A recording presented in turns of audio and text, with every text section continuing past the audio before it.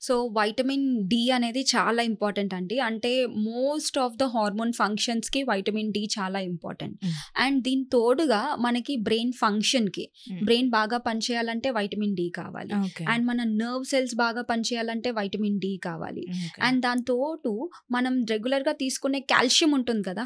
ఆ కాల్షియం బాడీలో అబ్జర్వ్ అవ్వాలన్నా వైటమిన్ డి కావాలి.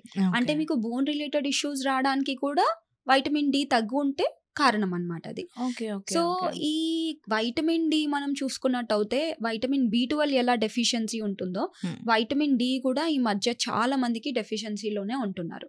ఓకే. మన ఇండియాలో ఎంత ఎండ ఉన్నప్పటికీ కూడా హుహు. Many people are deficient with vitamin D. Okay. ఒకటి వాళ్ళ ఫిజికల్ యాక్టివిటీ అనేది లేదు. అండ్ బయటికి వెళ్ళి ఫిజికల్‌గా యాక్టివ్‌గా ఉండేదైతే లేదు. కరెక్టే. పాతకాలంలో మనం ఏం చేసేవాళ్ళం, పొద్దున్నే లేచి సూర్య నమస్కారాలు ఇలా ఎండలో కొంచెం అంటే as soon as you wake up పొద్దున్నే హ్మ్. లేచిన తర్వాత స్నానం చేసుకొని డైరెక్ట్ మన స్కిన్‌ని ఎక్స్‌పోజ్ చేసేవాళ్ళం. అవును. ఇంటి పనులు చేసుకునేటప్పుడు కూడా మనం బయటే చేసుకుంటాం కాబట్టి మనకు త్వరగా దొరికేది యాక్చువల్‌గా. ఎగ్జాక్ట్‌లీ. సో, ఇప్పుడు అన్ని అపార్ట్మెంట్స్ అయిపోయాయి. ఎక్కడ సన్ ఎక్స్‌పోజర్ లేదు.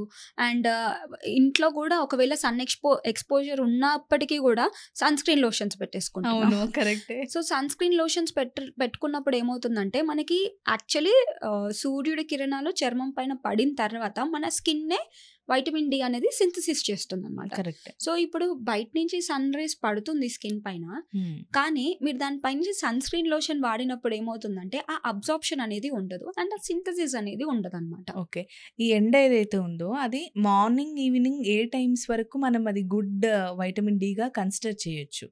సో, జనరల్లీ పొద్దున్నే లేచి సన్ ఎక్స్‌పోజర్ ఉండాలని అంటారు. యాక్చువల్లీ మనం చూసుకున్నట్టయితే సన్‌లో నుంచి యూవీబీ రేస్ వస్తుందన్నమాట. అవును. సో, ఆ యూవీబీ రేస్‌లోనే మనకి మాక్సిమం వైటమిన్ డి అనేది అబ్జర్వ్ చేసుకోగలుగుతాం. అవును. సో, ఇది 9:00 నుంచి 3 PM వరకి మనం ఎక్స్‌పోజ్ చేయొచ్చు.